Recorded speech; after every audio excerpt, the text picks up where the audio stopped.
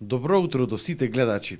Екипата на Мега телевизија од Прилеп ова утро се наоѓа во еден малку необичен и чуден, но многу интересен простор, а тоа е подрумот на уметникот Ристо Тошевски од Прилеп, кој што го претворил овој простор во негово своевидно ателје. Добро утро, господине Тошевски. Добро утро. Поздрав до гледачите на Мега.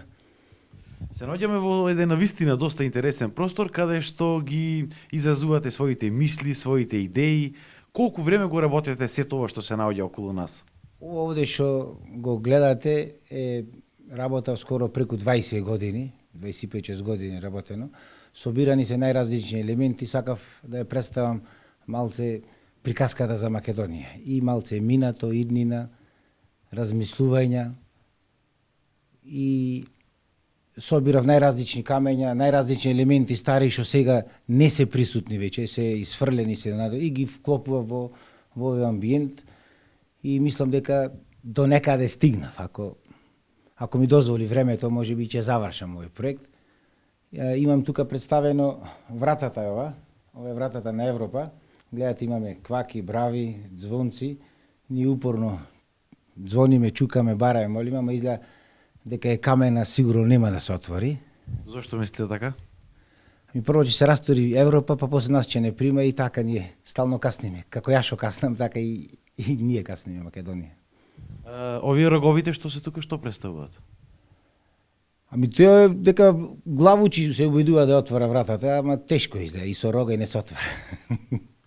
Веднаш над нас се наоѓа една резба на Гоце Делчев, представен вид на јаболко, и тоа е Македонија. Македонија, делбата на Македонија, раздорот по Крсте Петков Мисирков, ми е работено ако бев во студии пред 25 години, може повеќе, во студентски дом ми е работена, во медицинар.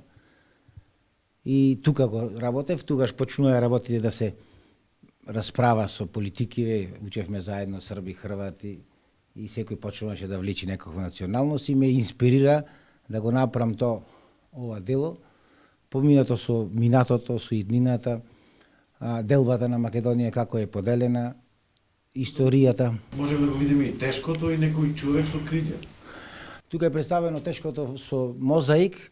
Тешкото е символ на печелбарството во Македонија, луѓето стално оделе, заминувале.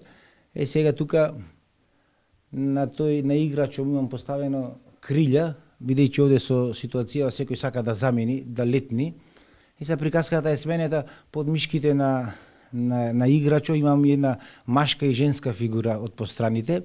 Сега и машкото и женското се посебна приказка, секој заминува сам да се спаси.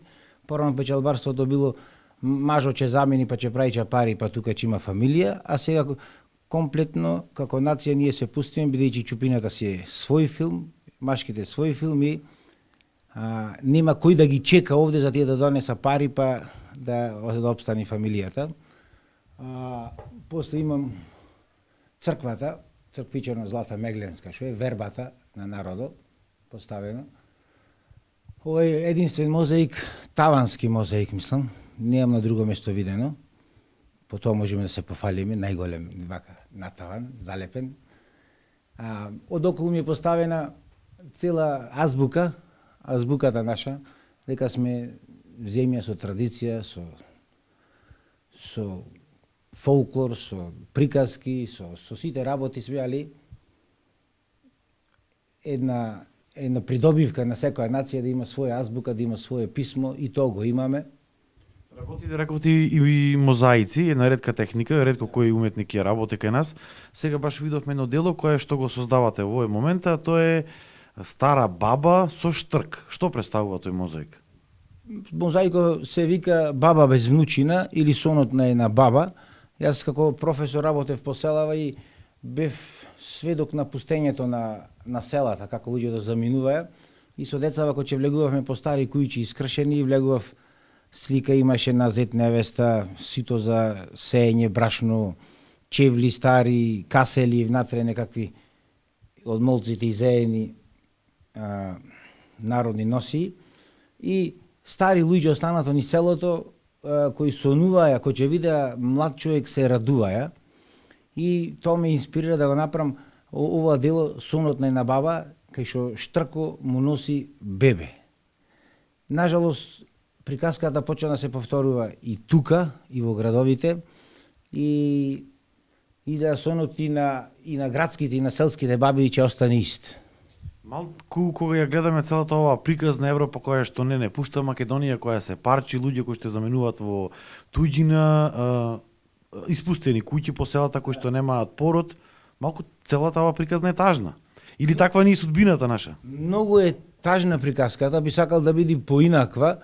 Јас на оваа тема зборував многу години, преку 20 години, а овде ова тажна приказка се должи да ви кажам на големата алчност. Ваква алчност не е демонстрирана никаде, да се уништи сопствениот народ. За да бидеш богат, еве сега ние низ градов и гледаме 5 кујче, 10 кујче има, не знам што има, шо, за кого? Нема со кого да излезеш, нема со кого свадба да направи, нема со кого погреб да направи. Која е поентата на алчноста? Оти овде не може и само 2, 3, 5 мина да бидат среќни. И заради тоа не е толку дека е тешко, туку дека толку експлоатација му најдоа на народов, за 8.000 за 6 го малтретира и народот не останува, народот ќе се замине. Многу тажна приказка, многу прекрасен народ, со традиција, со фолклор, со уметност. Може да речеме и по сите наоди сме и лулка на многу работи што се случиле околу Балканот, али па ќе речем алчноста ќе не уништи. Која е вашата најголема инспирација во овие дела и од каде се ги наоѓате материјалите за нивно создавање? Материјалите ги најдам секаде. Кај ќе најдам влечка, малце сум смешен од камења, дрва, железа, па после ги комбинирам, ги правам и така. Едноставно така функционирам и кога ќе излезам в планина или во отпад, ако влезам, сум страден, кога ќе видам и одма предметот го претворам во нешто што во некакво, ајде да речеме, уметничко дело. Инспирација ми е секојдневниот живот, да ви кажам. Животот, државата, луѓето, се ме инспирира едноставно. И нон-стоп работам на 5-6 работи, 10 да не ги речам, и кога ќе дај Господ ќе ги завршам. Работам најразлични техники, од дрво, бакар, боја, зидам, резбам и сите тие ги клам, едноставно техниките ги знам, да ви кажам. Дали сами ги научивте или се учевте кај некого? Не, ни учев кај некого, едноставно кога ќе почнам да го работам и знам да го работам. И да може втор живот, трет живот, значи не треба сите техники да речеме од бакар, од резба, од керамика, од се, едноставно кој материјал да почнам и го работам. Не знам како, зашто. Еве тука имам и едно дело од бакар, тоа е најголемата ломплека од лепи сол. Ломплека сигурно во свето направена. Ме инспирира многу лепи сол, ме инспирират најпојќе ви кажам уметници наши македонски, од фолклор, од забавна мелодија до уметници, стварно имаме прекрасни луѓе. Лепи сол како првите, јас како дете кога бев да речеме, беше не атракција беше во Југославија и ние како ајде да речам малце по наоници како запоставени, тие така многу убаво не представуваја, така убаво мислење имаја за нас како македонци покрај лепи сол, покрај тоа ше сега, и бев инспириран да направиме овакво дело, и тоа е комбинација со бакар и една прохромна плоча издаја од овие фабрики за прехрана што се, таа не раџосува. И омото што беше на ручни рад од лепи сол од ломплејката, го искористи и го направи во бакар и мислам многу интересно дело, како доказ дека на овој простор и претходниот фолклор и сега што се создават уметници сме актуелни и нешто создале нашите македонци, нашите луѓе, да речем. Дали ги продавате овие дела кои што ги творите или си ги чувате само за себе? Јас цел живот го поминав во експериментирање, да ви кажам.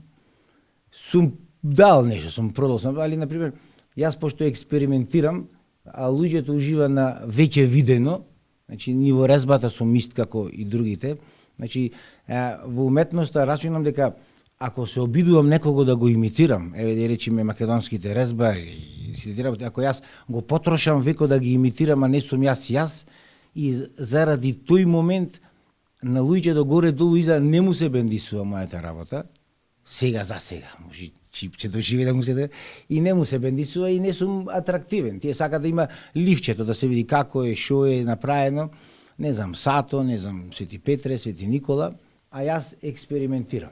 Изложби дали имате направено до сега? Имам до сега 3 самостојно направено Сум во Сојузот на копаничари на Македонија, сум ваму во Прилеп на уметници, секаде членувам, имам прекрасна дружба со луѓето, се фини, се цивилизирани.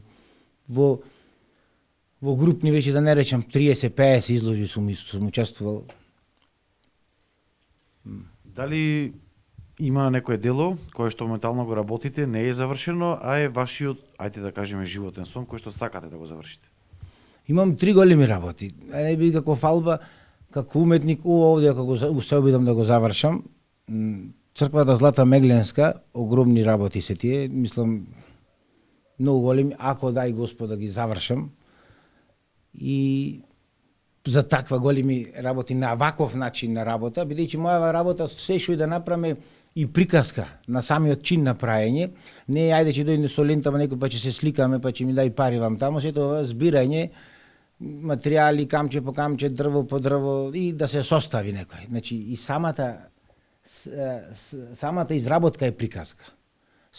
Да речеме во црква што е надвор Злата Мегленска и други имаме камења од Колорадо, од Италија, од Бугарија, од Грција, од Турција, од кај не. Значи имам луѓе што се заминати и сака да биде дел од тоа и ќе се врати, ќе да рече еве од мене еден камен и мислам многу специфично праено и се што е направено е така собрано.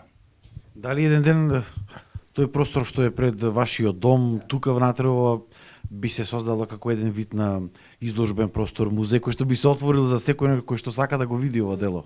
Трудо е вложен, да ви кажам. Ова што е тука и тоа што е надвор би се направило некоја, да речеме, синтеза би се направила за да може да биде, али тоа треба јас ептен сам да излезеш, треба да имаш некаква поддршка, да речеме, материјална од кај да речеме овие бизнисмените не се ни стигнати до таа фаза, да речеме да се јави некој Медичи, некој Романови, некој таму Штросмаер да се јави и да рече јас учествувам во тоа и тоа дело, сакам да бидам дел од него, бидејќи тој, еве да кажеме, ако имате време приказката со Челини, кој го правил во Фиренца делото што е со Давид и рекол да на некој војвода му понудил, рекол да го платиш, ова толку и толку кошта, рекол многу пари се, по 100 години, рекол, ако многу ќе кошта. Рекол, војвода, што имам јас по 100 години? По 100 години му рекол, кој ќе ме спомна мене, ќе те спомна и тебе, инаку и ти секако ќе умреш, ама нема никој да те спомни. И така тој го платил и сега на филмот го спомнува и војводата и други. Кај нас бизнисмените не се стигнати до таа фаза. Зошто нема такви мецени, ајде да кажеме, кај нас се уште? Нема, себични се. Сега фаза да ти некој да го извадиш да јади да пие по некои проститутки доди и да пие и после тој не е втаснат веќе до таа фаза дека треба да плати, да речеме, некој да се школува, некој да се лекува, некој да направи некое дело, ма да има, ама е многу страмежливо, многу е малце. А инаку сите дела што се остаени со такви. Некој што имал способност да направи пари, му платил некој што има способност да направи дело, да направи лек, да школува, да направи, кај нас малце се каснат во тие работи. Што е причината, не знам. Да се надеваме за подобро утре и дека целата оваа приказна можеби ќе добие еден поинаков тек и нема да биде тажна. Благодарам, јас се надевам дека ќе се заживее и ќе биде само како приказка и овде ќе има луѓе, ќе има деца, ќе има народ, ќе има и верба, ќе има најголемата работа. Ако тоа го изгубиме, многу тажен народ сме, да ви кажам. Многу тажен народ, многу себичен, многу алчен, претерано алчен. Ви благодарам на разговорот. Фала, ми беше. Се надевам дека гледачите ги заинтересиравме со целото представување на овој интересен простор и со идеите и делата на уметникот Ристо Тошевски од Прилеп.